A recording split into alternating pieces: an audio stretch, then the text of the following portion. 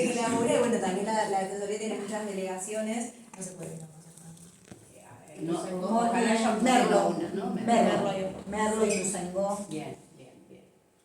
Listo, nos vamos para nosotros, ¿no hay problema? Nos vamos a parar acá. Vamos a intentar romper el hielo para pasar un momento agradable. La intención de este taller es que sea interactivo, que nos relacionemos, que pasemos un momento grato mientras aprendemos, mientras incorporamos conceptos, ¿sí?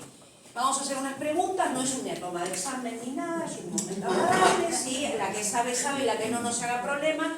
Y esto tiene dos pasos, estas preguntas. Una, decir si pasó, si se dijo o no se dijo, y la segunda es quién lo dijo. Vamos a dar opciones, ¿estamos de acuerdo?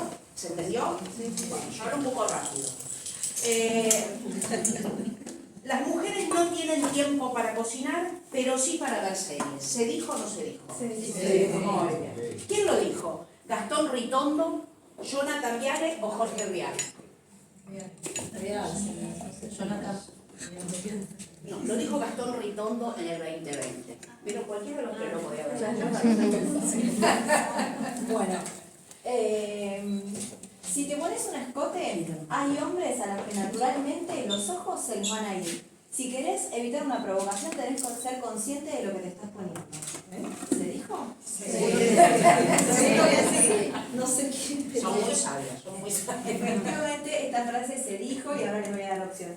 La dijo Isela Costantini, la dijo Alfredo Olmedo o la Coca Sarri. Coca Sarri. No, para mí la Coca Sarri. Constantín. No. La primera. La dijo Isela Costantini, no sé si se recuerdan, pero fue la directora ejecutiva de Aerolíneas Argentinas hace un par de años atrás, y lo dijo en el año 2018. ¿Por qué contamos esto y por qué arrancamos de esta manera? Porque esto es contemporáneo, ¿no? Esto pasó ahora, ¿no? O sea, todavía nos resta avanzar en un montón de cosas y sin embargo, y además gente, lo dice gente que está preparada, que se supone que ocupa cargos de poder, ¿no? Que debe transmitir ciertos conocimientos y sin embargo sigue pasando. ¿Arrancamos? Voy a hablar. Bueno, vamos a arrancar esta capacitación planteando una suerte de piso mínimo, ¿sí? De conceptos generales de los estudios de género. Nosotras en cada una de las capacitaciones que hacemos tenemos dos grandes fuentes. Una son estos estudios, pensando en personas que se han dedicado a estudiar, analizar la realidad y generar categorías de análisis para pensarlo desde esa perspectiva, y por otro lado fuentes oficiales, sí, que vamos a ir compartiendo con ustedes a lo largo de la charla. ¿Por qué damos esta aclaración? Porque no vamos a estar dando nuestras opiniones personales sobre el tema, sino efectivamente tomando estas dos fuentes principales.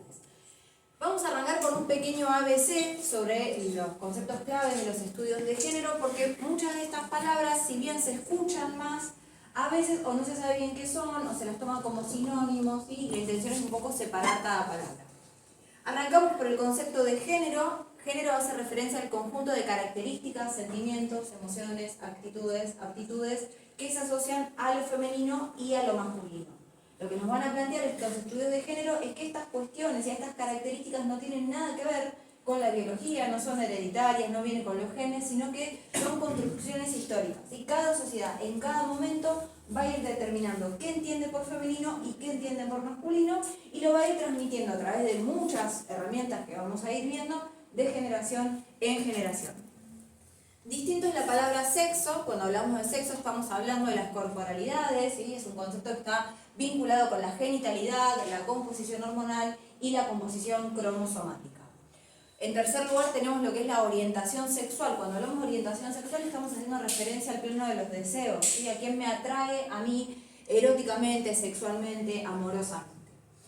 En cuarto término tenemos lo que es la identidad de género. Vamos a avanzar después un poquito acerca del marco normativo que tenemos en Argentina, que es de vanguardia a nivel latinoamericano y mundial, que la identidad de género es la forma en la que yo me siento. Esa forma de sentirme puede coincidir o no con lo que la gente ve y con lo que la gente espera de mí, según algunas cuestiones que vamos a ir charlando también. Y por último, la expresión de género es la forma en la que yo me presento hacia las demás personas, ¿sí? Cómo me visto, cómo me peino, cómo gesticulo, ¿sí? Cómo me muevo. ¿Por qué es importante separar estas palabras y no hacer como una bola de palabras de género?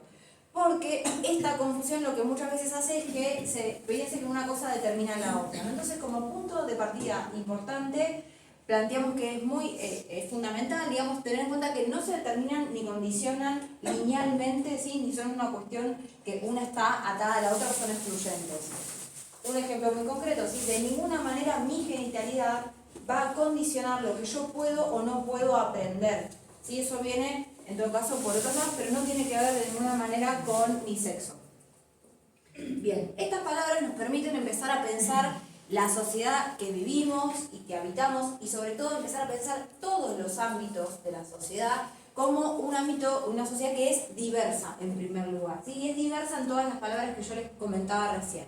Es diversa en orientaciones sexuales, ¿sí? En los deseos. Ahí hay una pequeña lista, ¿sí? No está acabada, son algunos ejemplos para que tengan en cuenta. Gay, lesbiana, bisexual, pansexual, heterosexual, ¿sí? Si bien la heterosexualidad se plantea en nuestra sociedad como lo normal o lo obligatorio, lo esperable, en realidad es una orientación sexual más entre otras, solo que tiene en otra escala de acceso a derechos. En segundo término, también tenemos diversidad en cuanto al sexo, o sea, la cuestión física. Encontramos el sexo femenino, el masculino y el intersexual, o las personas intersex. ¿Han escuchado la palabra intersex? Bien, algunas personas sí, otras no. La palabra intersex hace referencia a todas aquellas personas que sus cuerpos no se condicen con lo esperable, normal para un cuerpo femenino o un cuerpo masculino. Hay algunas películas como XXI, por ejemplo, que hay personas de esas características. Imagínense, por ejemplo, alguien que su genitalidad interna es la del sexo femenino, pero su genitalidad externa es del sexo masculino, o su composición hormonal no se corresponde con su genitalidad, por ejemplo, ¿no? Son personas que no tienen ningún tipo de patología, solamente que sus cuerpos no son los esperados o considerados normales, no tienen ningún tipo de problema. Y es muy importante hablar de la intersexualidad, porque ya la biología nos está diciendo que somos mucho más diversos y diversas que machos y hembras. Y no hablar de intersexualidad ha hecho, hasta ahora, sigue sucediendo, que muchas personas sean sometidas a intervenciones quirúrgicas, ¿sí? Que sean operadas muchas veces al momento de nacer, por supuesto sin su consentimiento, para que sus cuerpos se adapten a lo entendido como normal, y son esas operaciones las que después le traen problemas. Hermafroditas le decían antes. Claro, Sí, pero hermafrodita es el género. Claro. Intersex es la especie. Y hermafrodita tiene los dos sexos. ¿Sí? En general lo que hacen es tratar de que, te voy a decir muy rústicamente, pero que queden uno solo de los dos carriles, ¿no? Claro. Pero en realidad, digamos, es un cuerpo más que está en la Tierra. Después, diversidad en cuanto a las identidades de género. Vamos a encontrar ahí dos grandes grupos, las personas cisgénero y las personas transgénero. ¿Han escuchado la palabra cisgénero? Bien, en este caso pasa algo muy particular, que en general se conoce más la palabra transgénero. ¿Sí? La palabra transgénero hace referencia a todas aquellas personas que nacen, ¿sí? Y por su genitalidad la sociedad les asigna un género, pero no se sienten de esa manera, ¿sí? Entonces, si no coincide, es transgénero. Y en los otros casos, si yo, por ejemplo, nací por mi genitalidad, se me asignó el género femenino y yo estoy de acuerdo con eso, si no tengo ningún tipo de disidencia con respecto a lo que la sociedad me dijo en el mismísimo momento en el que aparecí, o antes incluso, pues aparece con las primeras ecografías, antes de nacer. Esas son las personas cisgénero. Y por último, vamos a encontrar diversidad en cuanto a las expresiones de género, las formas de mostrarse. Encontramos expresiones femeninas, masculinas, andróginas, no binarias, ¿sí? Esa es quizás una palabra que se usa mucho más. La expresión no binaria hace referencia a alguien que decide no presentarse como lo esperable o lo que las personas entienden como femenino o masculino. ¿Qué pasa? Muchas veces lo que sucede es que ante una persona no binaria, por el solo hecho de no saber que existe esa palabra y esa posibilidad, se le empiezan a hacer preguntas como ¿qué sos? Bueno, definite, o se plantea que ya se le va a pasar, que es una etapa, y no lo es, ¿no? Sino que es una forma más de expresarse, ¿sí? Ante las demás personas. Bien, como les decía, Argentina es un país de vanguardia en cuanto a con lo que falta en cuanto a la normativa vinculada con diversidad de género. La ley de identidad de género es la ley madre o padre o sadre, como queramos decirle, sobre esta temática, y lo que va a establecer es, en primer lugar, va a reconocer que la identidad de género existe. Si tengan en cuenta que hay países que no reconocen eso, y no nos tenemos que ir muy lejos. Entonces, reconociendo que existe la identidad de género, que existe una vivencia interna que debe ser respetada, lo que va a plantear es que toda persona tiene derecho a poder vivir su vida libre de violencia y acorde con su identidad de género. Va a establecer una serie de derechos, como por ejemplo poder tener el DNI, hacer modificaciones del sexo o del nombre, por ejemplo, que aparece, o cualquier otro tipo de documentación. Incluso últimamente están apareciendo situaciones como cambios de nombre en títulos universitarios, en el registro de conducir, en carnet de clubes. Sí, hay un montón de espacios en los que estas modificaciones se pueden hacer. También se incluyen intervenciones quirúrgicas totales o parciales para poder adaptar el cuerpo a la identidad elegida, y también cuestiones de acceso a tratamientos hormonales. Es muy importante tener en cuenta en este caso que esta ley establece derechos, pero no obliga a nadie a hacer nada que no quiera, ¿sí? Porque la base es poder vivir su vida libre de violencia. Entonces, esa persona debe ser respetada por el solo hecho de expresar y decir cuál es su identidad de género, en el caso de que quiera decirlo, y nadie puede imponerle a otra persona operarse, por ejemplo, o cambiarse sí o sí el documento para respetar su elección. O inclusive volver a restituir en el caso de que modifique su identidad en el DNI, volver a restituirla con la anterior. Exacto. Sí, muy bien. Lo que les decía, por ejemplo, respecto de que no en todos los países pasa, que muchas personas, por ejemplo, que deciden, que no nacieron en Argentina, pero que deciden habitar nuestro país, acá pueden hacer modificaciones de su documentación, pero en sus países de origen no. Entonces pueden vivir su vida libremente en este territorio, pero ya fuera de este territorio no tienen acceso a ese tipo de derechos que acá sí los tienen.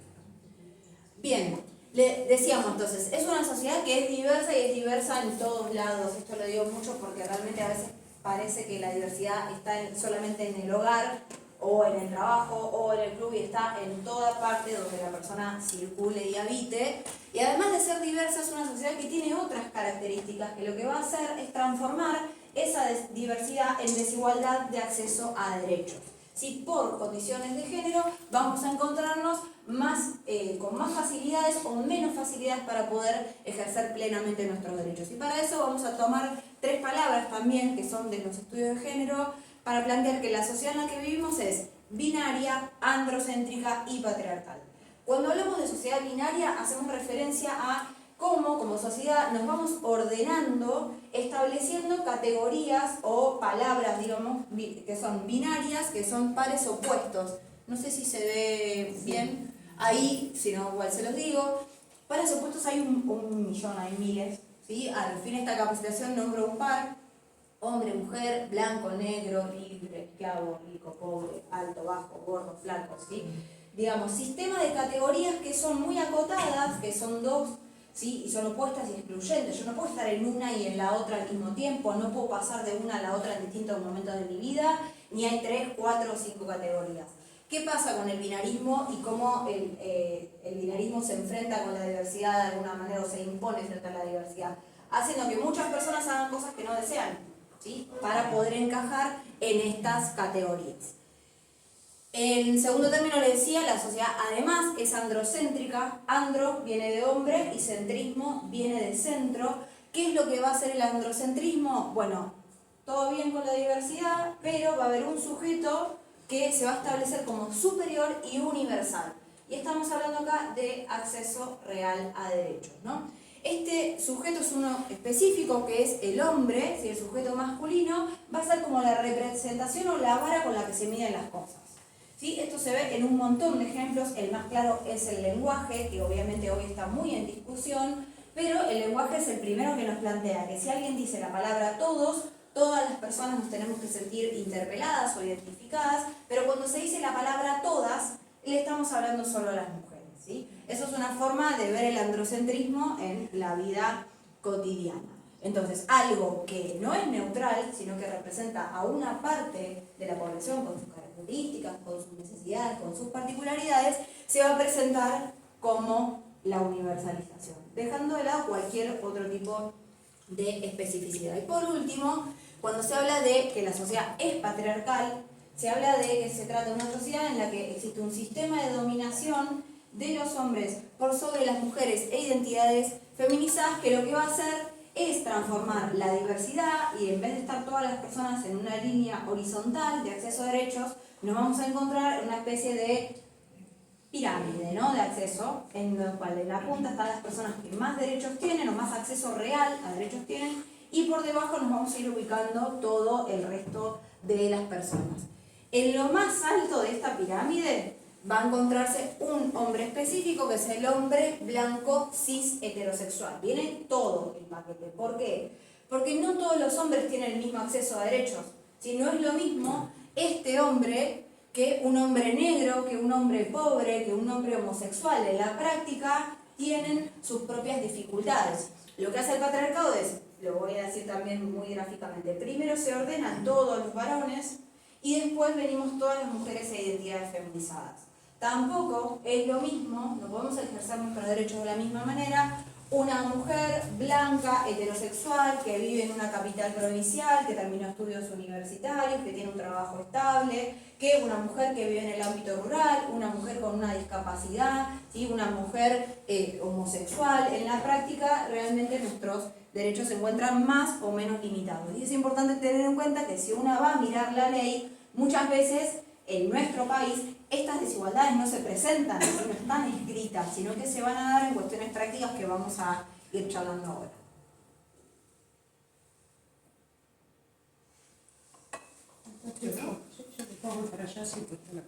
¿Sí?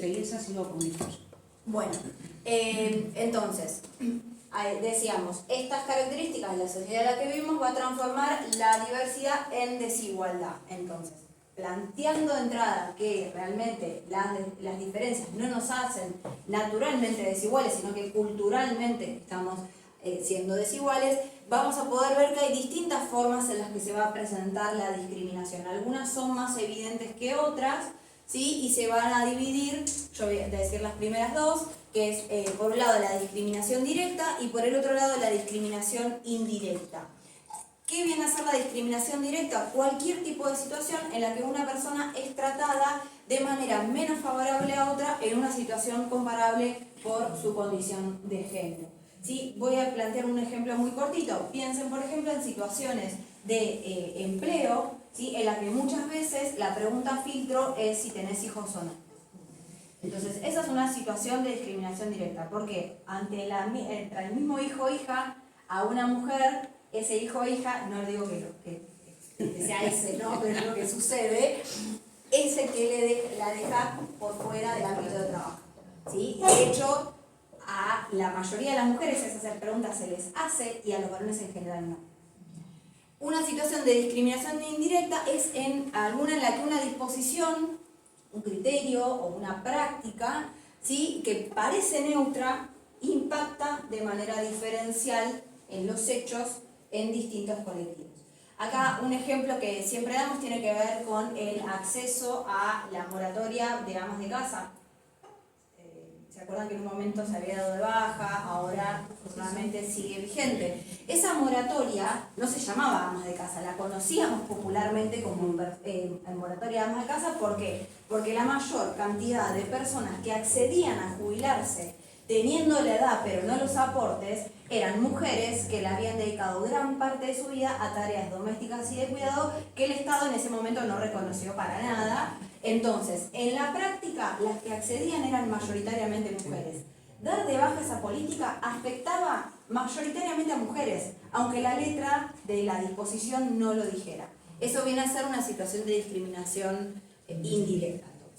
El panorama opuesto, el panorama deseable por el que trabajamos y por el cual esta acción, por ejemplo, tiene que ver, es la igualdad de género, ¿sí?, en el que nuestra condición de género no sea un obstáculo, una barrera para poder acceder a los derechos, los beneficios, los recursos que como sociedad vamos generando. ¿Sí? ¿Lo decís vos? Sí, lo tenés vos. Bueno, ¿vamos bien? Vamos bien.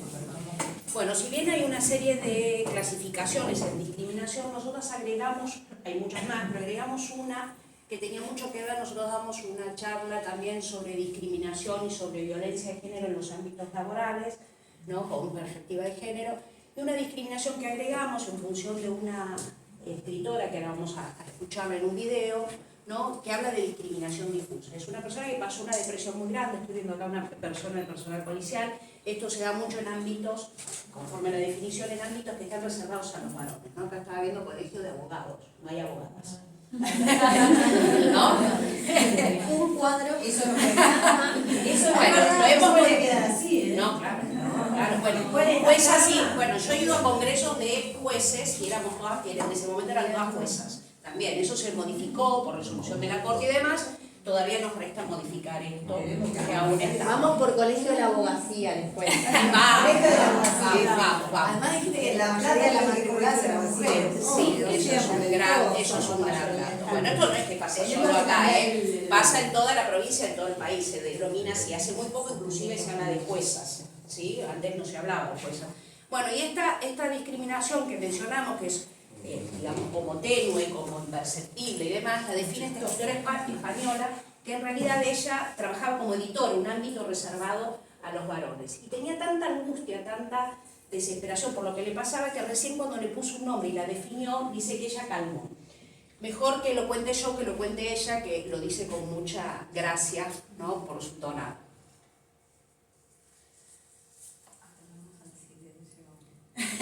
La discriminación difusa, esa que no sabes en qué consiste, que ni siquiera percibes exactamente como discriminación, que no sabes si es que tú no llegas al nivel necesario, si no es culpa tuya, que lo percibes además mezclado con muchas circunstancias de tu vida, personales, etc., provoca, yo creo, un malestar difuso que se llega a sentir de una manera terrible, pero se llega a sentir como depresión, no sé muy bien por qué, como angustia, como sentimiento de fracaso, y es muy importante poder poner palabras a eso y analizar.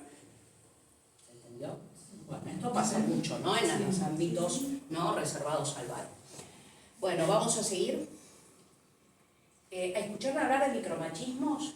Bueno, machismo se escucha mucho. Micro, ¿no?, tiene que ver no con lo pequeño, sino con la penetración cultural de ciertas conductas que, como dice ahí, son prácticas de dominación y violencia de parte de los hombres hacia las mujeres. Y están como instauradas, ¿no?, como en realidad como permitidas, ¿no? Y sobre lo que tenemos que trabajar es justamente sobre eso, porque son el caldo del cultivo, perdón, después lo vamos a ver con el iceberg de la violencia, para otras violencias, ¿no? Los nombres son en inglés, están ya aceptados por la doctrina feminista, muchos tienen su par en castellano, pero no todos, ¿no? Uno de ellos lo vamos a ver con videos, con algunas placas para que sea más ameno la charla, ¿no? Uno es mansplaining, ¿no?, que es la tendencia del varón, acá va a haber carcajadas seguramente, de explicarnos algo sobre lo que nosotras no pedimos en ningún tipo de explicación, o sobre lo que estamos sobrecalificadas, ¿no? Y van a ver ahí una placa, en realidad es una tapa o un artículo muy importante en un diario de tirada nacional, y era una charla sobre cupo laboral en los gremios, cupo gremial en realidad. Todos esos señores son gremialistas, se dieron cuenta que tenían que poner el color violeta en el mantel, sí, acá no podemos ampliarlo, pero escondieron las botellas de vino. Lo único que no se dieron cuenta es en incorporar mujeres a esta charla, ¿no? Pero bueno, eso es mansplaining. Sí. Otro de los micromachismos es mansinterrupting, que es la interrupción constante del discurso de una mujer por parte de un varón en ámbitos públicos, privados, domésticos, no políticos, etc. Y otro es broapropiación, que es apropiarse de una idea de una mujer. Ahora lo vamos a ver con Michelle Bachelet. Acá hay comentarios, no si este le hizo tal cosa. Michelle Bachelet, que fue presidenta de nuestro país vecino Chile, que menciona una serie de micromachismos, entre ellos la broapropiación. Yo era asesora del subsecretario de Salud, los hombres eran hombres, ¿no? Y yo proponía algo. Todos me miraban y seguían hablando, y después un compañero de trabajo que estaba en la misma idea, le ponía una coma tal vez, y todo decía brillante, genial. Otro de los compañeros de trabajo, que era psiquiatra, muy abiertamente decía, me quedó claro que eres tú la de la idea. Pero esto yo lo conversé en un momento en España con diputadas, y a todas les había pasado lo mismo. Acá en Chile con diputadas que habían planteado una discusión muy interesante, y en el esas falda, tú eres muy linda, nadie, un comentario, qué buena tu intervención, qué buena argumentación. Y ahora hay muchas mujeres que han sido capaces de hacer un camino, pero tienen que enfrentarse permanentemente a la banalización, la mirada de la mujer como un objeto sexual, o desde la óptica tradicional, mujer dócil, sumisa, bonita, ¿no? ¿No? Nos ha pasado en cada ámbito, ¿no? A todas. Sobre todo estos ámbitos reservados, ¿no? Vale. Otro de los micromachismos que conocemos, hace poquito hubo una película que no me acuerdo el nombre, siempre la mencionamos, me olvidé, hace un año aproximadamente, La ira de Dios. ¿eh? La ira de Dios, que recibió varios premios, trata sobre este micromachismo, luz de gas o gaslighting, que es un abuso emocional, ¿no? Donde la persona, en cualquier ámbito, hablo laboral, privado, doméstico, ¿no? Institucional, ¿no? La víctima es manipulada emocionalmente y lo que siente en realidad es que pone en duda hasta sus juicios de valor, ¿no? Y esto se termina transformando en depresión, en angustia, etc. Otra es la capa de invisibilidad, ¿no? Que son mujeres que están sobrecalificadas o calificadas y son invisibilizadas para que ese cargo lo ocupe otra persona que seguramente no tiene la misma capacidad, un varón obviamente estamos hablando, pero esta mujer es invisibilizada para ocupar ese cargo. Esto es esa placa, en realidad es una campaña no de la Defensoría del Pueblo de la provincia, sino afanosamente sustraída a la Defensoría del Pueblo de ciudad. Pero citada, fuimos honestas, no votamos con respeto. Que se lo denomina mansplaining, ¿no? Que es la tendencia del hombre, todas usamos transporte público, a ocupar un espacio mayor, ¿no? al que le corresponde en ese ámbito, no en el colectivo. Y lo mismo ocurre en las salas de espera de los hospitales, de las clínicas, del consultorio médico, ¿no? Un hombre con las piernas Los actos políticos. Bueno, me encantó. La sillita juntita. Sí, me encantó. Todo ejemplo que puedan decirse, bienvenido sea. Nosotros tomamos nota y también lo robamos como al Vamos a sacar un par de fotos y te la vamos a dar. Bien, Sandra, bien, Sandra. Tenemos en varios lugares, no queremos decir dónde. No, Sandra, tenés razón también, No de... El mantel en la mesa de esa gabinete era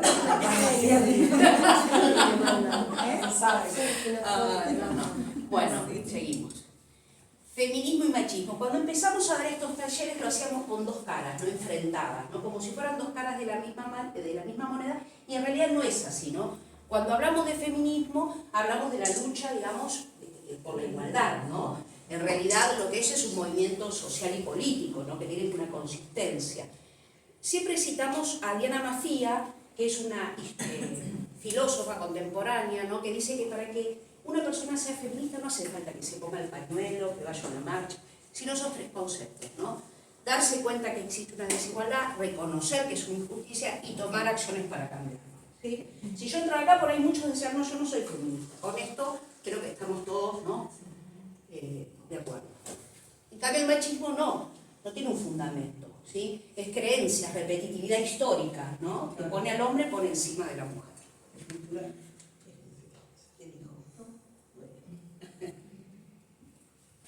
¿Estereotipos de género escucharon hablar?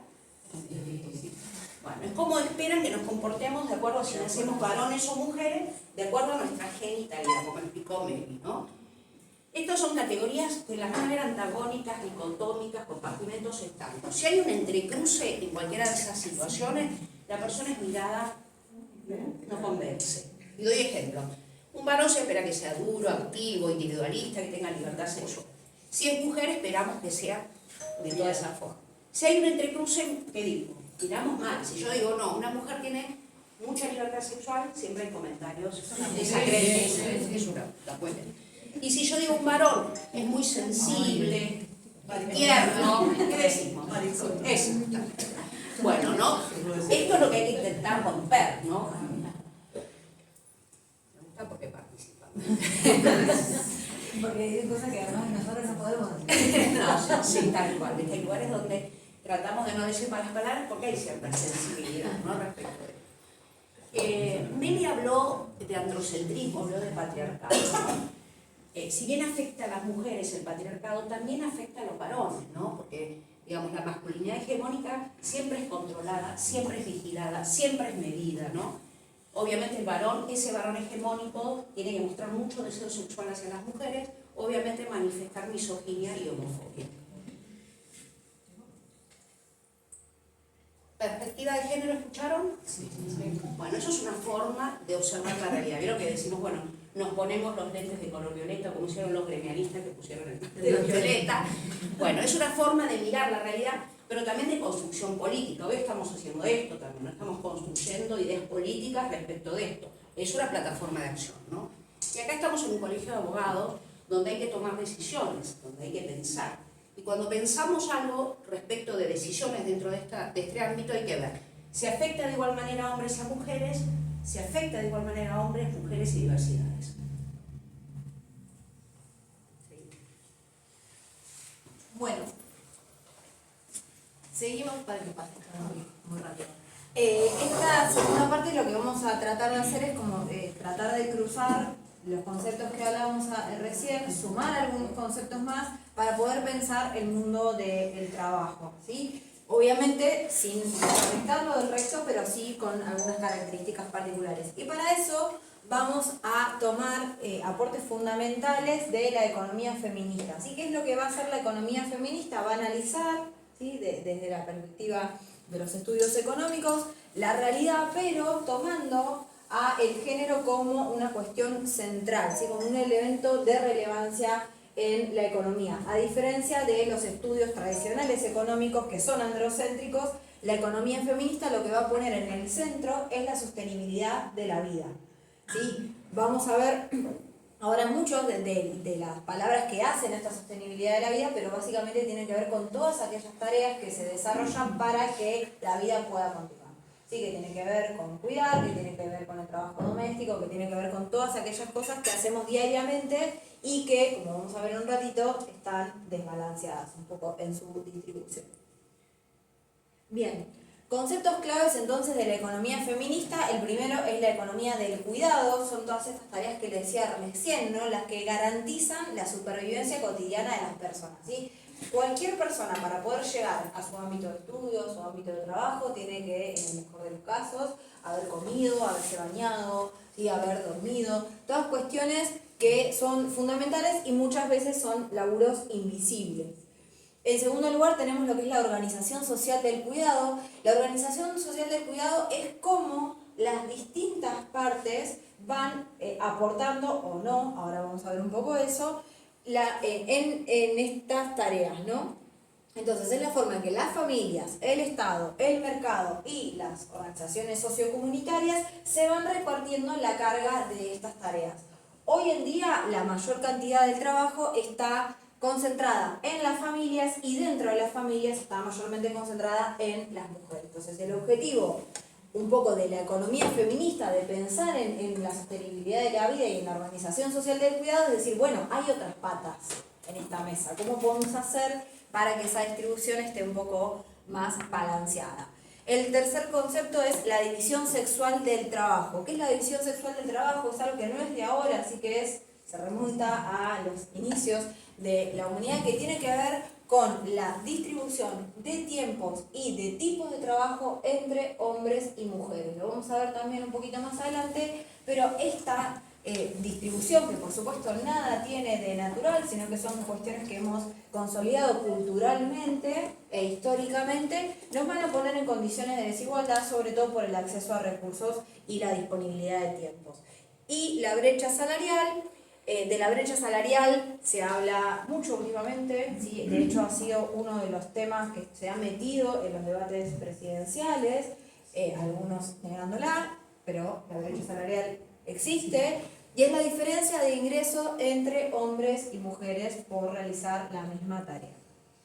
Que no, esto fue mi presentación, mi carta de presentación con el nuevo director de Recursos Humanos fue discutirle que existía la brecha salarial y que hay muchas formas en las que esa brecha se expresa. No necesariamente lo dice un recibo de sueldo, sino muchas veces tiene que ver con recibir una remuneración y tener más tareas que otra persona que recibe la misma remuneración que yo. Bien. Por otro lado tenemos otros conceptos como el de techo de cristal. El techo de cristal hace referencia a las limitaciones que tienen las mujeres para acceder a cargos, ¿sí? Jerarquizados de poder y de responsabilidad en las organizaciones en general, ¿sí? Esto se puede ver en los ámbitos laborales, en los ámbitos gremiales, en los ámbitos políticos, ¿sí? Como hoy justo lo charlábamos un poco en el recital que hacíamos al principio, como uno ve que en las bases hay mucha participación femenina, pero a medida que vamos subiendo en la escala de la organización cada vez hay menos. El segundo concepto es el de pisos pegajosos, es el de el acceso a las mujeres, de las mujeres a puestos de menor calificación, de baja calidad, part-time, a menudo informales, con salarios más precarios, ¿sí? Y menos beneficios, menos derechos laborales. Esto muchas veces tiene que ver, o sea, está todo muy vinculado con la imposibilidad de poder participar en el mundo del trabajo que sea full time o que tenga más demanda precisamente por las tareas de cuidado a cargo. Y muchas mujeres resignan tiempo de trabajo en el mundo del trabajo formal por esa situación, ¿eh? Por tener a cargo tareas de cuidado. Y el tercero, si cuento bien, es el de paredes de cristal. Tiene obviamente mucho que ver con el techo de cristal, pero ahora la segregación en este caso no se va a dar hacia arriba, sino es que acceden menos, que es un hecho, sino que además cuando forman parte de las jerarquías de las instituciones o de las organizaciones, las mujeres en general están ocupando algunos lugares, ¿sí? Que no tienen que ver con la estructura central o definitoria de esa organización. Piensen, yo les tiro ejemplos, pero piénsenlo, quizás conocen alguna entidad en la cual hay una estructura y está el área de personal, el área de economía, el área de social, que se llama área social, y el área administrativa. ¿Sí? En general las áreas sociales nos las dan a las mujeres. ¿Sí? En general todo lo que tiene que ver con la organización de eventos nos las dan a las mujeres. ¿Sí? Tiene que ver entonces con eso, con barreras invisibles que nos impiden ponernos en otros temas. ¿Sí? Si hay que poner a alguien en un área de género, al menos por favor pone una mujer, sería ya medio raro que eso no suceda, pero a veces pasa, ¿no? Que, bueno, tenemos que poner a una mujer en esta estructura, bueno, le damos el área de género, o le damos el área de desarrollo social en muchos casos. Igual hemos visto áreas de género ocupadas por varones en altos niveles, no voy a decir dónde, para ¿Y por qué no? ¿Por qué no áreas de género ocupadas por varones? Porque el género estamos... Sí, pero tendríamos que buscar, no sé, es un análisis personal, que la igualdad sea recíproca y que sea en todo sentido. ¿Puedo dar ejemplo? O sea, el género no, o sea, que nosotros creo que Quiero hacer una aclaración antes de... estaríamos yendo un paso más. No, lo que O sea, porque el diciendo... área de género no necesita ser solamente una mujer. No, género, Es no todo. confundamos, género Es es todo. todo. En cualquiera de los Género géneros nos puede estar. lo apropiamos las mujeres por una Pero cuestión la disyuntiva de... sería, ¿por qué no? ¿Por qué no? No, de en dónde realidad, Porque va por no, capacidad. en realidad a lo que me Va refería por la yo es... selección, va por capacidad de la persona, por conocimiento, por Información, capacidad, pero no por género, idoneidad. no por género. No, Es en la general, disyuntiva, ¿no? ¿cómo es tu nombre? Patricia. Patricia, dos cuestiones al respecto. A lo que yo me refería era, no es que no pueda haber un hombre en un área de género, sino el punto es, en la condición actual en la que la mayoría de los cargos están ocupados por varones, además darles el área de género es de mínima raro. Claro, Y por otro lado, hacer una igualdad y después que sea algo. claro, totalmente, como pero una no es el cascada, escenario, ¿no? yo Bueno, pensando en el eso sería escenario futuro. actual. Hay hombres y hombres igual. No, igual la cuestión no todo el hombre sí, puede lo que pasa ocupar es que ese cargo. si Porque si ven- vos sos mujer y tenés un problema Pues- y vas a encontrar un hombre, no vas a confiar en el hombre. Porque todas pensamos, si yo pienso así, el hombre siempre va a defender al hombre, no a la mujer. En un escenario ideal en el cual eso no es un condicionante, cualquier persona debería defender los derechos de cualquier persona. No es lo que hoy sucede. No, quería el área de género. Claro, idealmente no habría, no Nos ha tendríamos pasado que en el tener ejercicio áreas. profesional defender cuántas veces a hombres por situaciones también en relación de familia, padres, hijos, tenencia, de todo. Y como mujeres estamos defendiendo a hombres. Lo que pasa o es sea, que tendríamos que buscar, se ¿no? entiende perfecto, pero estamos la hablando, idea- vos estás la hablando idea ideal. de una Claro, situación, la realidad es que la bueno. minusvalía que padecemos, Sí, mujeres no, y diversidades ahora. No es una crítica, No, sino es algo que a lo mejor puede ser un fin. Sí, obviamente, en un escenario ideal a futuro, Una perspectiva. la equidad de género apunta a eso, ¿no? Claro, Que sea claro, precisamente el género lo que nos condicione los lugares en los que estamos. Hoy el género nos condiciona los lugares en los que estamos, entonces, en general, las áreas que son determinantes en las estructuras organizacionales, sean las que sean, en general están ocupadas por varones. Incluso en tareas que son hiperfeminizadas, ¿sí? En las tareas hiperfeminizadas, en general, por ejemplo, en el mundo de la docencia, que es súper feminizada la población, las tareas de conducción están muchas veces a cargo de hombres, ¿sí? No estoy hablando de la capacidad, sino de un hecho, ¿no? De una reflexión. Un hecho de la realidad. Bien, y tenemos 3 más. Todo esto, obviamente, insistimos, tiene mucho que ver con el ámbito de trabajo, pero se pueden expresar en otros espacios. Bueno, tenemos ahí el acantilado de cristal. ¿Qué es el acantilado de cristal? Bueno, viene a ser el momento en el cual la organización, sea la que sea, está por explotar, y ahí se dan cuenta que quizás una mujer tiene algo para aportar. Entonces, es el acceso de mujeres a cargos de mayor jerarquía cuando la organización se encuentra en crisis o con más probabilidades de fracasar. Voy a dar un solo ejemplo, Carla Bisotti. ¿Sí? Carla Bisotti, ¿se acuerdan? Carla Bisotti no es que fue una mujer que pasó por la puerta, vio luz y entró, sino que era la segunda en la estructura jerárquica, pero pudo acceder al cargo del Ministerio de Salud de la Nación, ¿no? Pudo acceder al cargo, al mayor cargo de esa estructura, en el momento en el que, lo voy a decir como se pudrió la momia, ¿sí? Y no es que Carla Bisotti hizo un máster aceleradísimo en 48 horas para acceder a ese cargo, ella estaba ahí, pero se la tuvo en cuenta al momento de que la situación fue crítica, ¿no? Nosotros Lo mismo decimos Silvina somos Batakis. fusibles. Claro, es eso. Cuando en realidad, digo, tiene más probabilidad de fracasar, en ese caso, bueno, fue, la verdad es que no le pasó, por suerte, pero tiene más probabilidad de fracasar por algo que no hizo, ¿sí? Por algo de lo cual no estuvo a cargo. Después tenemos lo que es la doble jornada laboral, que a veces se habla de triple jornada laboral, que tiene que ver con la suma del trabajo remunerado más el no remunerado que las personas hacen a lo largo del día. Se dice triple a veces porque sería la tarea remunerada y el trabajo doméstico y las tareas de cuidado, como 2 cosas que todas necesitan tiempo y no se hacen en general. O sea, la mayoría hace, tipo, está barriendo, trabajando, lo hace de hecho al mismo tiempo, pero son 2 tareas separadas. Y por último, la feminización de la pobreza. Las mujeres como sector que ocupan mayoritariamente los sectores pobres e indigentes. Esto no es una particularidad de Argentina, ¿sí? Obviamente en Argentina también sucede, pero es algo que se da a nivel global. Cuando uno mira los números de pobreza e indigencia, son números. Cuando mira las personas que componen esos números, vamos a ver que está compuesto mayoritariamente entonces por mujeres. Ahora vamos a ver un video resumen. Al mundo lo mueven el dinero y el amor, pero no el amor romántico ni el amor fraternal. Nuestro sistema económico se sostiene gracias a la red de cuidado y tareas domésticas que realizan día a día millones de mujeres.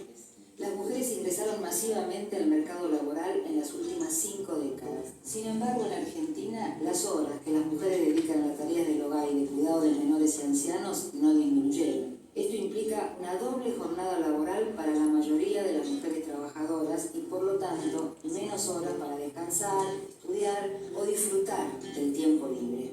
Quienes cuentan con mayores recursos tienen la posibilidad de contratar a alguien para las tareas domésticas y de cuidado.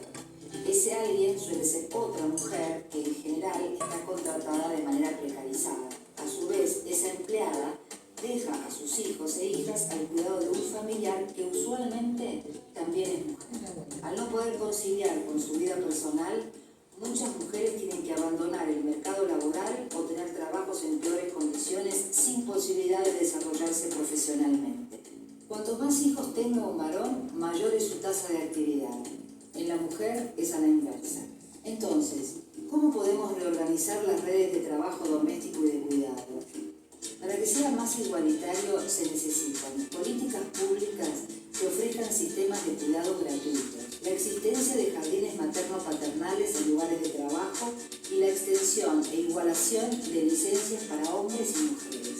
Además, ¿por qué asumimos que las mujeres son mejores para limpiar, planchar la ropa o cambiar pañales? Es necesario redistribuir las tareas domésticas y de cuidado no remunerado entre todos los miembros del hogar para mejorar el desarrollo y bienestar de todos y todas. No son tareas de mujeres ni tampoco son muestras de amor. Eso que llaman amor es trabajo no pago.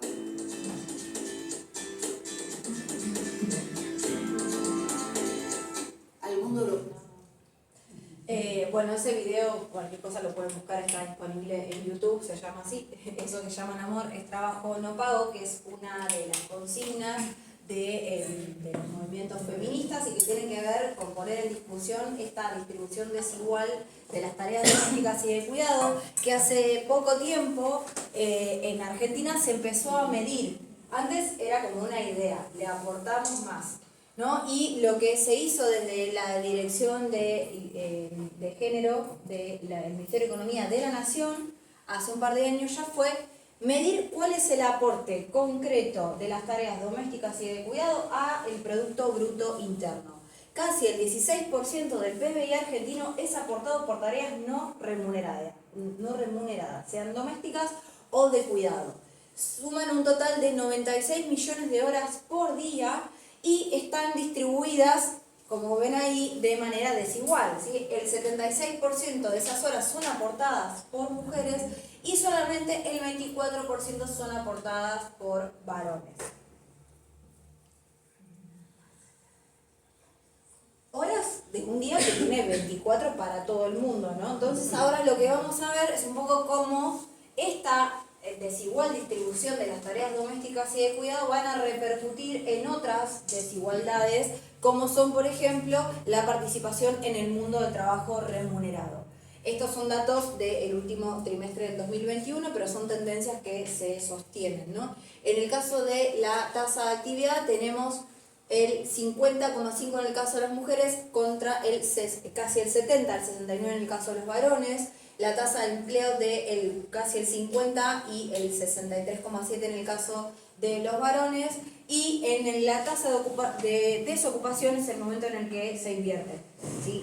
La mayor cantidad en el caso de las mujeres es el 9% de desocupación y en de los varones es del 7,7%. Y acá llegamos al tema estrella de este año, que es la brecha salarial. ¿Sí? La brecha salarial también es un indicador que no es propio de nuestro país, sino que se da en todo el mundo y que va a ir variando en las distintas ramas de actividad. Las ramas más precarias de la actividades son las que mayor brecha salarial tienen y las ramas más formalizadas son las que menos tienen. Ahí, por ejemplo, van a ver que en el caso de profesionales la brecha entre hombres y mujeres es del 22,6% y en el caso de quienes no poseen descuentos jubilatorios, ¿sí? Personas que tienen trabajos en general no formales, es del 36,3%. Dentro de las distintas brechas salariales, la más alta tiene que ver con el trabajo doméstico, no con el no remunerado, sino con las personas que trabajan como trabajadoras domésticas, que en su mayoría, arriba del 90%, son mujeres. Y acá nos vamos a meter un poco en el ámbito político. Estos son los datos de la última elección, ¿no? de la inmediata de hace poquito. Van a ver ahí que en el 2019 solamente el 4% fueron mujeres electas como intendentas y como gobernadoras solamente el 8% del total nacional fueron mujeres. Y vamos a ver una comparación que es muy interesante de hacer, cómo estos números y estas, digamos, distancias abismales que se pueden encontrar en los cargos electivos a cargos ejecutivos se distancian de lo que tiene que ver con los cargos legislativos, ¿sí? En el caso de la Cámara de Diputados y Diputadas en el 2021, el 46,5 eran mujeres y 53,5 varones, y en el caso del Senado, 41,7 y 58,3. ¿Qué pasa acá? ¿Tenemos muchas ganas de ser legisladoras y pocas ganas de estar en los ejecutivos? No. No. Lo que pasa es No que necesariamente de paridad. acá tenemos leyes de acción positiva, ¿sí? Políticas de acción positiva que lo que hacen es promover la participación de las mujeres en estos espacios. Eso no sucede en los ejecutivos, entonces ahí está la diferencia. De cupo, de paridad, depende el lugar, vamos a encontrar entonces esa diferencia por esas acciones positivas. Bien, y ya para cerrar esta parte, un poco como síntesis de esta parte del mundo del trabajo, traemos esta imagen porque muchas veces se habla acerca de, bueno, los hombres están ahí porque se lo merecen, porque están más formados, porque etcétera, etcétera, etcétera, cuando en realidad tenemos, para llegar al mismo lugar, una serie de obstáculos, ¿sí? Que algunas personas tienen más que otras al momento de estar en esos espacios. Esto lo pueden ver en cualquier lugar, ¿sí?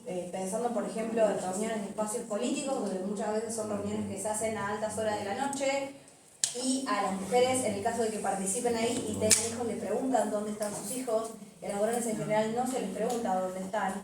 Esas son pequeñas cosas de la vida cotidiana que donde se nos va el tiempo. Es ¿Sí? cruel también. ¿Eh? Es cruel, ¿sí? Porque a lo mejor está dejando a sus hijos para participar de una actividad de la legislatura y le preguntan con quién están sus hijos. Ujú, sí. A los hombres nunca se les pregunta. Cuando es muy probable que yo lo esté pensando también, ¿eh? Digo, si hay algo que se atraviesa es la culpa. Y son legisladores. Entonces, bueno, poner un poco en discusión esta idea de la meritocracia cuando en realidad hay sobrecarga de un lado de la población y no de otro. Con el objetivo de que no lo sea, ¿eh? No es la intención que esto se corra para este lado, sino que efectivamente se reparta de forma tal que podamos habitar los espacios que querramos de una manera más justa y más libre. Tengo un ejemplo, dos, que en las generaciones más jóvenes ya hay empezó a penetrar esto de la corresponsabilidad en la crianza. Hoy me crucé con un compañero de banca y me dijo, teníamos un asado el sábado, me perdí el asado, lo que pasa que bueno, me tocaba cuidar a los chicos porque bueno, su compañera también milita y bueno, tenía otra actividad, tenía las dos actividades, le tocó a él. Dije, qué bueno. Y es un cambio generacional. Es un cambio. Sí. Pero bueno, el Igual compañero todavía tiene sí, 30 y es pico, cierto, 40. claro, pero todavía cuesta. Cuesta, no, pero digo, me empezó Sí, como sí, a sí, llamar sí, la sí. atención. Tani, nuestro compañero del colegio, de acá de prensa, se fue porque tenía turno en el médico para llevar a su nene. Entonces digo, bueno, empezamos No lo dijo a ver. para quedar bien, ¿no? No, a veces. Porque hay estrategias. Yo te voy a contar las técnicas que utilicé cuando empecé a trabajar a los 23 años. Tengo unos cuantos años de profesión, pero pobre mi marido. Porque entre unas cosas que me compré fue un lavavajillas, chicas. Pasé un día con las cosas Una pragmática, con claro. pesos, no me acuerdo cuántos años hace, pero pasé, me voy a cobrar honorarios y iba a mi casa y me compré un lavavajillas. Bien, muy bien. O cambiar el marido, hay dos opciones.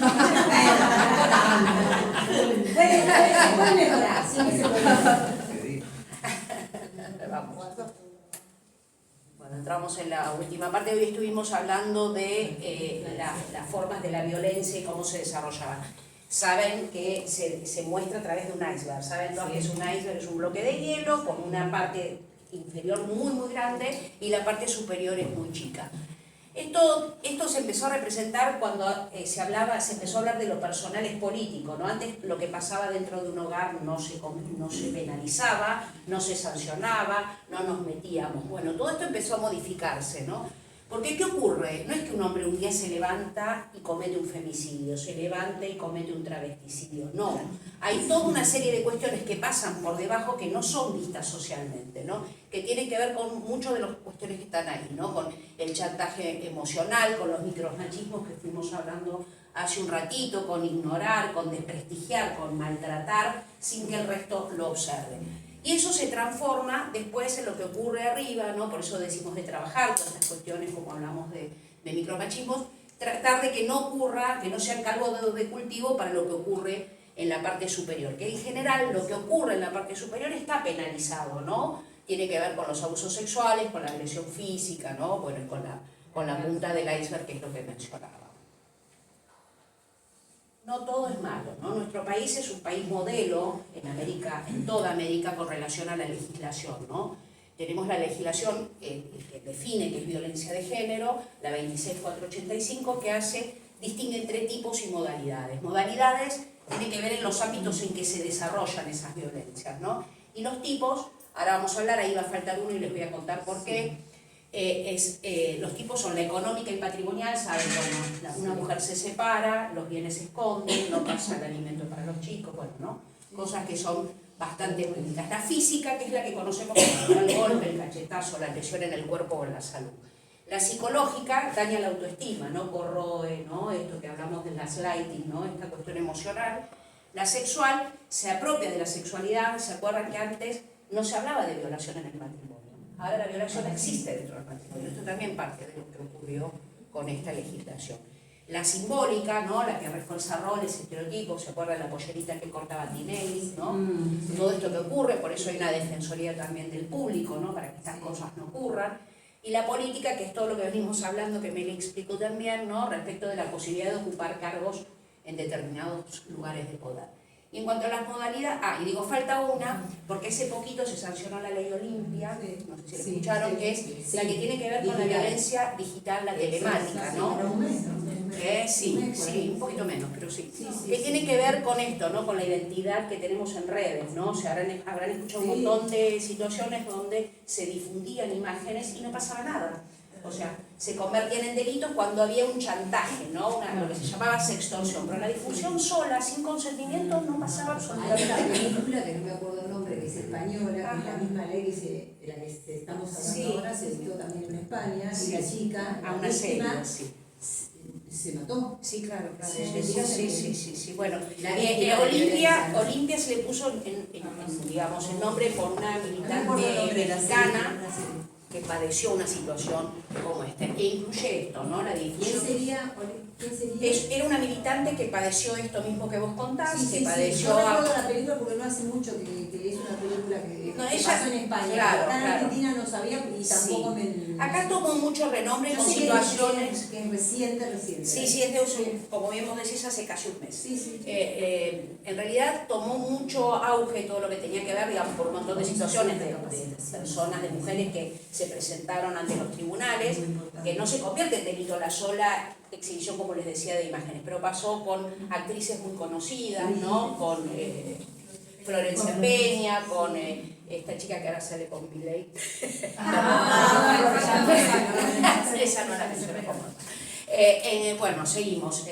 Como modalidades tiene que ver con los ámbitos donde se desarrolla. No es exactamente, por ejemplo, la doméstica no es que sea en la casa, sino en esas relaciones que tienen que ver con lo doméstico, ¿no? La institucional, bueno, esto es una institución, acá puede desarrollarse violencia de género, la laboral, la libertad reproductiva, saber, hace poco, relativamente poco, se sancionó la ley de aborto, ¿no? Del aborto, la obstétrica, todas las que hemos sido madres hace mucho tiempo, hemos padecido maltrato, ¿no? En los ámbitos, en los momentos en que hemos, no solamente en el momento del parto, sino durante todo, con ciertas tensiones, ¿no? Un poco desagradables.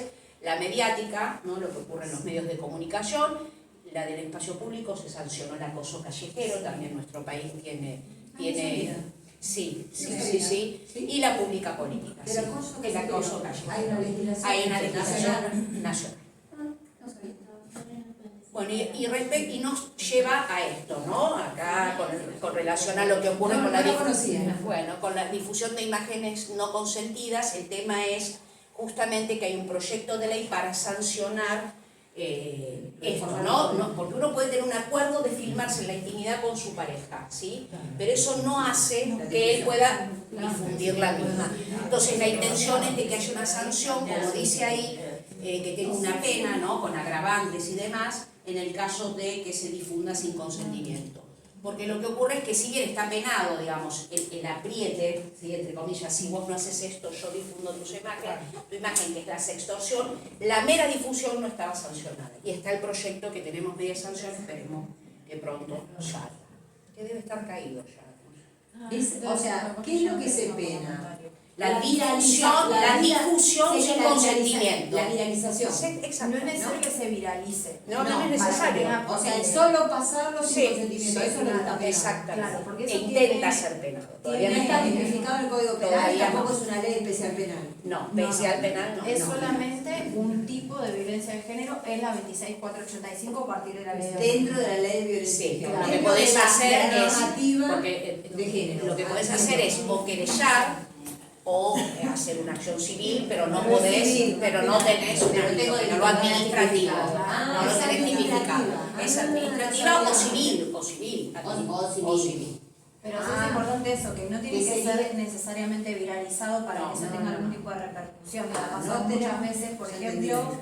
de personas que sin que se haga público han difundido imágenes sin Sí, sí. consentimiento, Es muy por común. ejemplo, diciendo, promoviendo relación con otros varones y que esos varones pueden caer en la calle a la piba que supuestamente mandó una imagen que no mandó y nunca se enteró que mandó.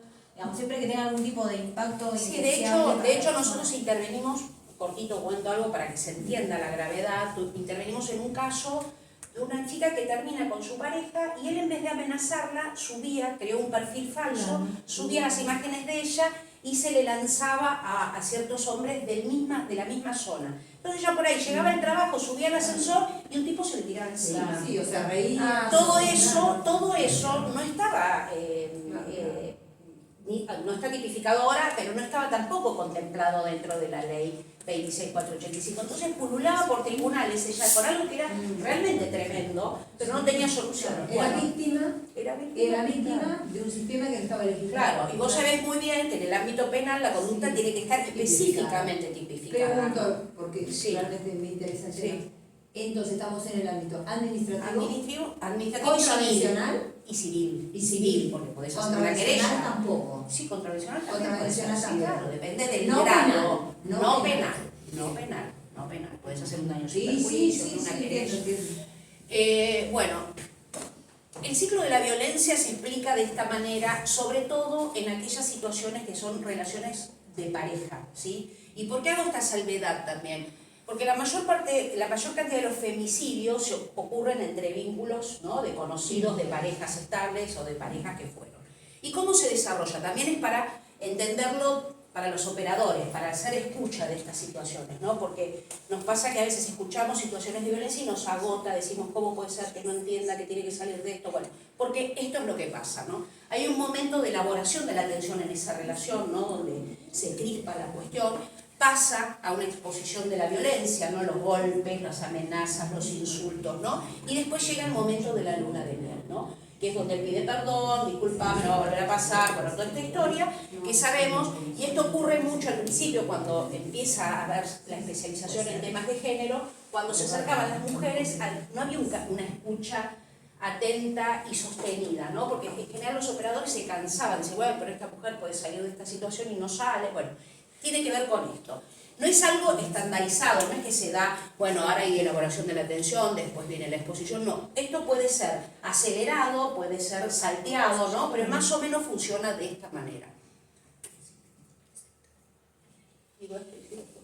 Bueno, ¿por qué decimos y contamos todo lo que ocurre? Esto es un dato del año pasado, ¿no? Nosotros hacemos el corte todos los años de lo que ocurre durante el año, son datos oficiales, ¿no? Pensemos que hay 226 víctimas de femicidio a nivel nacional en el 2022, ¿no? 82 víctimas son de la provincia de Buenos Aires ese año. Nuestra provincia es la que más aporta al total nacional, ¿no? Y en relación un poco a lo que decíamos recién, ¿no?, las víctimas tienen, el 47% de las víctimas tienen entre 18 y 40 años, el 94% fueron asesinadas por alguien que tenía vínculo previo. Por eso hice la aclaración de cómo se maneja un poco el círculo de la violencia, ¿no? El 53% fue asesinada por su pareja o su expareja. Y pensemos también otro coletazo que trae esto, ¿no? La cantidad de niños, en este caso 57, que quedan sin su madre, ¿no? Por eso también hay una ley que se llama Ley Brisa, que es una especie de pensión para esos hijos e hijas que quedan sin su madre. Si muy poco la conocen, bueno, el problema también, esto para quienes ejercen la abogacía, los jueces recién ahora, y no en todos los departamentos judiciales, y no en todos los departamentos, ordenan el trámite de ley Brisa a los organismos, que es ANSES, que es el Ministerio de Mujeres y... ¿También es otra ley nacional? Es una ley nacional. Lo La que ley tiene, Brisa por es ejemplo, a mí me nacional. pasó cuando yo estuve en género en Merlo, que los requisitos de la ley Brisa muchas veces se entorpecen el pedido, porque ¿qué? Lo que te piden es una sentencia firme en vez de iniciarlo con... Sobre eso también No, hay bueno, fallos, pero hay se fallos puede de la cancelar. casación que la sentencia firme es con 2 resoluciones, primera instancia y segunda instancia, no necesariamente tiene que ir Juicio. a la Sí, corte. pero hasta que llega a la segunda instancia estamos hablando que pasaron 4 o 5 años. Sí, bueno, nosotros, que estos el niños defensor están- del pueblo hizo una recomendación respecto de esta situación, sobre todo al ANSES, porque el problema más grande, a pesar de que nosotros tenemos una posición crítica del Poder Judicial, era en ese momento del ANSES, la falta de celeridad. Pero también tenía que ver con el temor, ¿no? de los ámbitos administrativos, de que el Poder Judicial no expide, de que si lo expide bien, si no lo expide bien. Basta la sentencia, ahora se está dando curso, basta la sentencia certificada y sale. Y hay jueces que ya directamente, con esa intencionalidad de no demorar, son criaturas que quedaron a cargo por ahí de un abuelo o en instituciones y demás, ¿no? Aceleran el proceso, libran el oficio directamente al ANSES y el procedimiento sale rápidamente. Pero, por ejemplo, en Merlo tuvimos un caso el año pasado, en el otro, en el 2021, de un femicidio seguido de suicidio. Y estuvimos luchando mucho tiempo porque estaba comprobado el femicidio. Porque el agresor se suicidó acto seguido.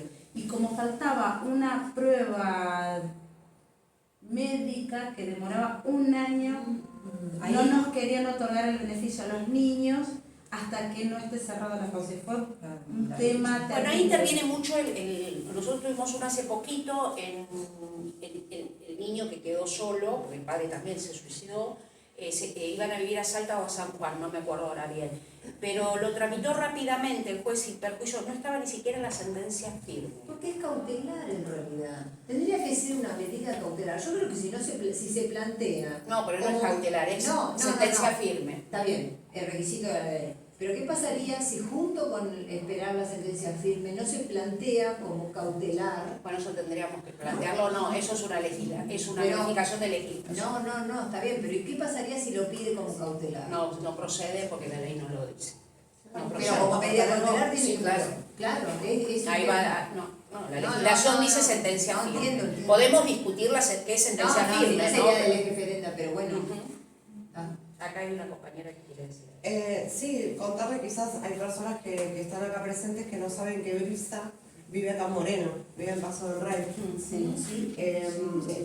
Esa ley cuando sale, Brisa era muy chiquita, de hecho lo es todavía, cuando matan Iván Rodríguez, el femicida, a Adriana Barrio Nuevo, Brisa tenía 2 años y 2 meses.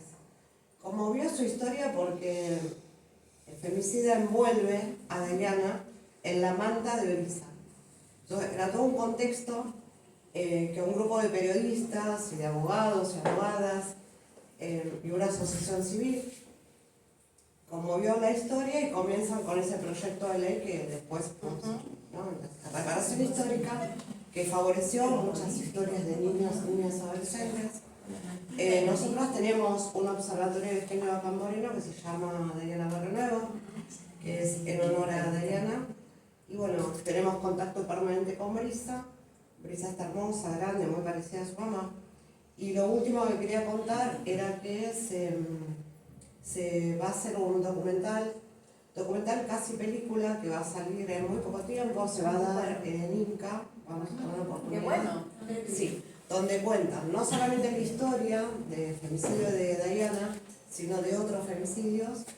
Pero bueno, hubo un grupo de cineastas que se conmovieron mucho con su historia, así que tuvieron contacto con nosotras. Hicimos el puente para que puedan tener la entrevista con Cintia Barrio Nuevo, que es la hermana de Dayana, quien cría a los 2 mellizos y a Brisa. Así Bueno, que era eso. muchas gracias. ¿Qué edad No, tiene? buenísimo, ¿Qué edad muchas tiene gracias. ahora? 15. ¿Cómo? ¿Qué edad tiene Brisa? No, 12 años. 12 años. Sí, igual son muchos los chicos que hay en el país, así, muchos.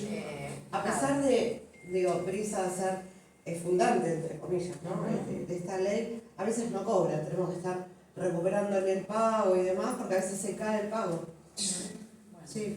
Quiero decir que durante el gobierno de Macri tuvimos varios problemas porque no se tramitaban directamente, así que también eso hay que decirlo. Sí, seguro. Tema de política, ¿no? De gestión. Sí, sí. Bueno, La ya hago trabajar para... más a ella que más joven. ¿Qué? Le hago trabajar Bueno, ya para ir Es un tema de cerrando... género, de violencia de género. Sí, de violencia De edad, de edad. De edad de género.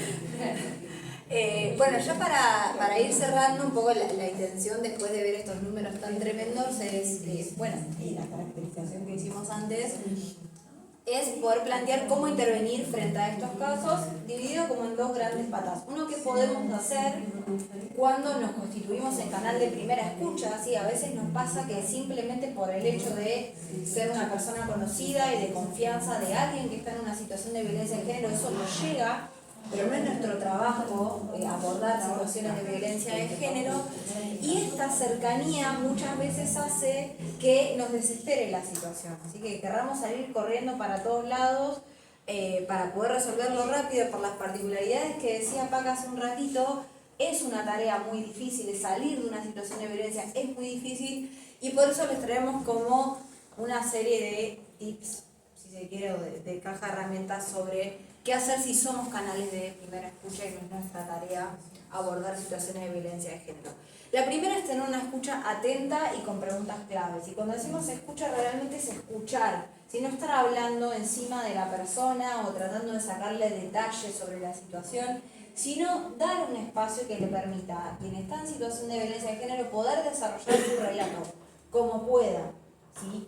Probablemente no sea un discurso ordenado, no sea un discurso que temporalmente tenga 100% de coherencia, sino que realmente esa persona pueda contarnos lo que pueda en ese momento. Y cuando decimos preguntas claves, tiene que ver no con detalles, sino con algo que nos permita saber, por ejemplo, si es una situación de riesgo inminente, la que me está contando, o simplemente es una reflexión que se quedó pensando en que, bueno, cree que tiene que salir de esa situación, o efectivamente hay un agresor viniendo hacia ella, si hay niños y niñas involucradas en la situación, qué pasos previos tuvo, porque esto es importante, no para efectivamente decir, bueno, pero ¿qué hiciste, sino para poder saber, por ejemplo, si se hizo una denuncia previa. Porque esto es importante, porque el segundo paso es poder dar intervención a agentes especializados, especializadas. Si esa persona, por ejemplo, fue a hacer la denuncia y no se la tomaron, su problema es la denuncia. Entonces, mi recomendación no puede ser andar a hacer la denuncia, sino en todo caso es saber que eso ya se hizo y poder dar intervención a quien debe intervenir en el caso de que no se le tome la denuncia, que será en todo caso la fiscalía que esté en turno, o muchas veces intervienen las áreas de género locales, ¿sí? Eso también es muy importante. Y por último, ser claros y claras y actuar con celeridad. Actuar con celeridad no es salir corriendo, ¿sí? Muchas veces es detenerse, es buscar los contactos, es ver cuál es el teléfono que atiende, ¿sí? Porque muchas veces pasa que la persona se va con 6 números de teléfono de los cuales uno atiende, los otros no se sabe bien si es el número vigente, entonces quizás transmitir, tener esa calma de constatar esa información y que la otra persona se pueda ir con un número de teléfono que sabemos que funciona, porque eso alienta mucho más a que continúe en esa salida de la situación de violencia, porque es muy probable que si le damos 6 teléfonos y esos 6 no contesta ninguna, esa persona deje. Se frustra. Claro, es muy frustrante, es muy difícil, entonces es importante poder tener esa claridad. Y para compartir con ustedes las vías de contacto más relevantes de atención de violencia de género son, bueno, ni hablar, la línea 144, una línea que está vigente en todo el país y en la provincia de Buenos Aires las 24 horas del día, los 365 días del año, es una línea gratuita, ¿sí? Y es de asistencia y de derivación. También tenemos la posibilidad de enviar la palabra hola a ese teléfono que ven ahí en pantalla, que es 011-277-164-63, y ante una emergencia llamar al 911. Acá es muy importante hacer esa distinción. Acá tenemos a alguien fleteando que viene bien. Ah, divino. Muy bien. Sí, yo me llevo. Es muy Muy bien. importante tener en cuenta que la línea de emergencia es la 911 y que la línea 144 no tiene ni móviles ni personas que vayan a atender en la emergencia. Van a derivar esa situación. Entonces, si yo tengo una situación de emergencia, es preferible que me ahorre el paso, llame a la línea 911 y en todo caso, si después esa persona necesita otro tipo de contención y más, bueno, ahí está la línea, ahí está el recurso. Pero es muy importante entonces eso. Si yo escucho una situación del otro lado de la medianera que siento que se va a ir para cualquier lado, llamo a la línea 911, lo mismo si, si la persona lo que me está diciendo es mi agresor está viniendo para acá, línea de emergencia.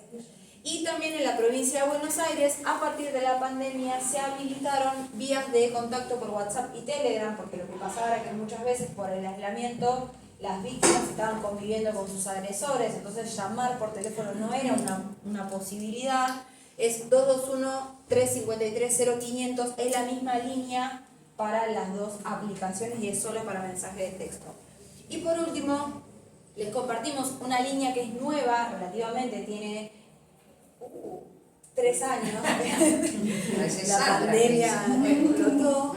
Es una línea que habilitó el Ministerio de Mujeres en convenio con el Colegio de Psicólogas y Psicólogas de la provincia de Buenos Aires, la regional que funciona en La Plata. Es la primera línea provincial de escucha y derivación para varones que ejercen violencia de género.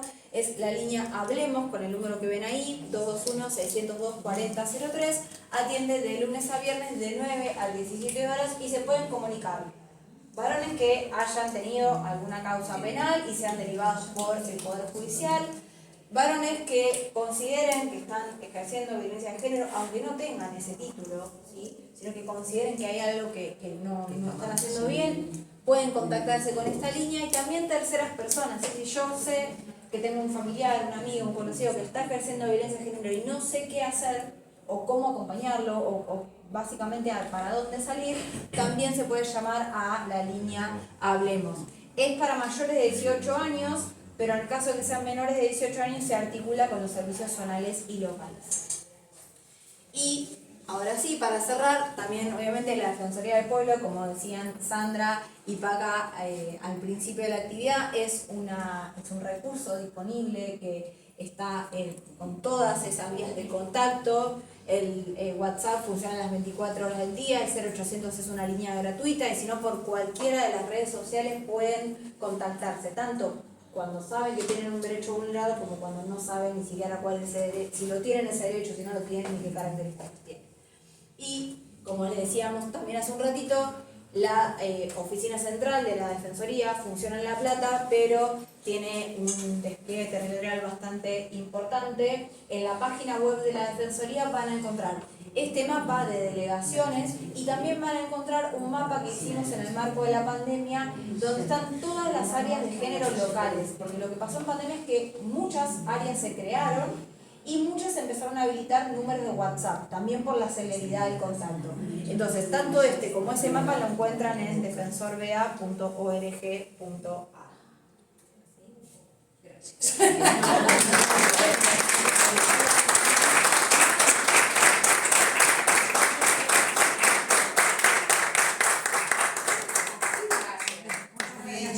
¿Cuánto contenido? Sí, un montón. Gracias por el agua, porque No, gracias a vos. Bueno, les cuento que tenemos a la titular de la Comisaría de la Mujer de Moreno. No, perdón. ¿Cómo que? Era el cargo A ver, anterior. cargo anterior. La Coordinadora Zonal de Política de Género, perteneciente a la Superintendencia de Política de Género de La Plata. Muy bien.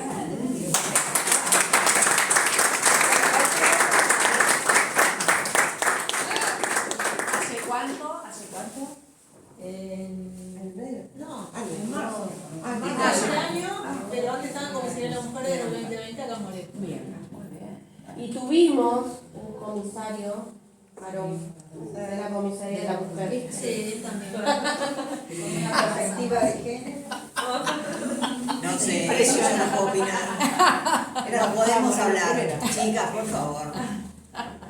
Bueno, y compañeras de distintas organizaciones. Bueno, un placer, un placer. colegas, la verdad que bueno. Bueno, gracias, Muchas gracias por gracias. recibirnos, la verdad que Eran gracias. muchas más las personas, el clima también. Y sí, no, nos complicó a todos. Modificó el escenario. Sí, tardamos inclusive en llegar, fue complicado.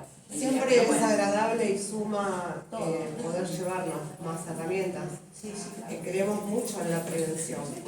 Esto es hablar de prevención. No, y además en el ida y vuelta también nosotras nos llevamos un montón de cosas, ¿no? La historia que vos contaste, yo sabía que era de Moreno, pero no me acordaba ni la edad, ni nada, así que es muy grato Sí, también acá llevarnos en eso.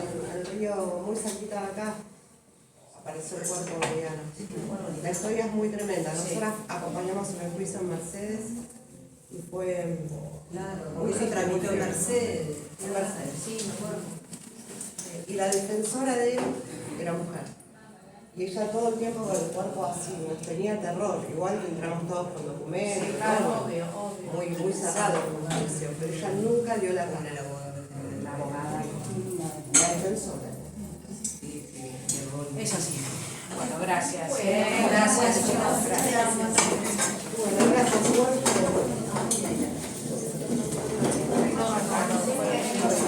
Había que desarmar. Primero desarmamos. ¿Hacemos una foto grupal? Sí, lo que no sé quién sacó fotos, pero después las tenemos que pedir. Las pasamos todas. Sí, Débora, las pasás porque tenemos que pasar a Mirando para prensa. acá. Mirando para acá.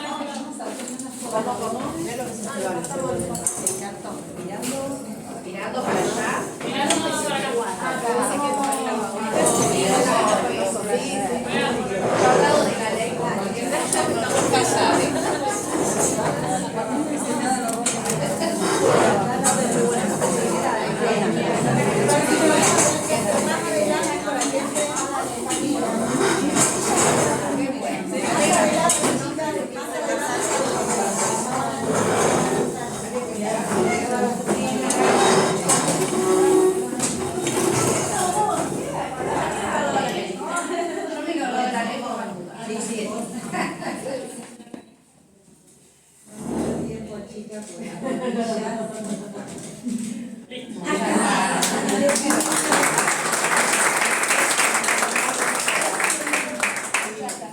Gracias. Al lado de la ley hay que pasar. Pensá cómo digamos ¿es cierto? Qué bueno, te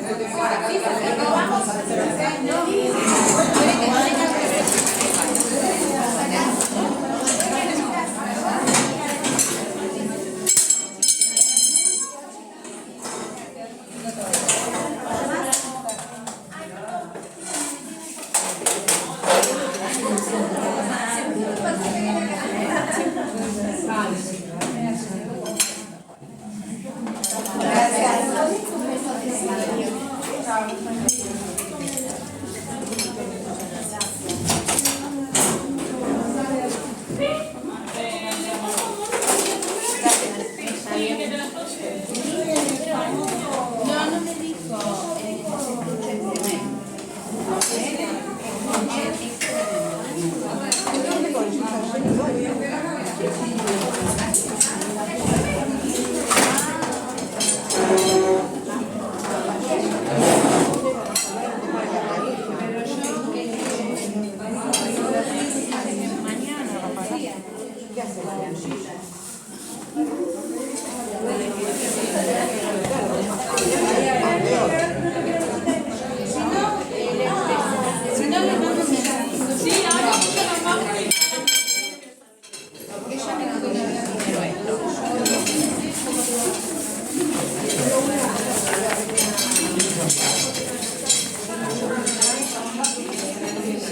Por el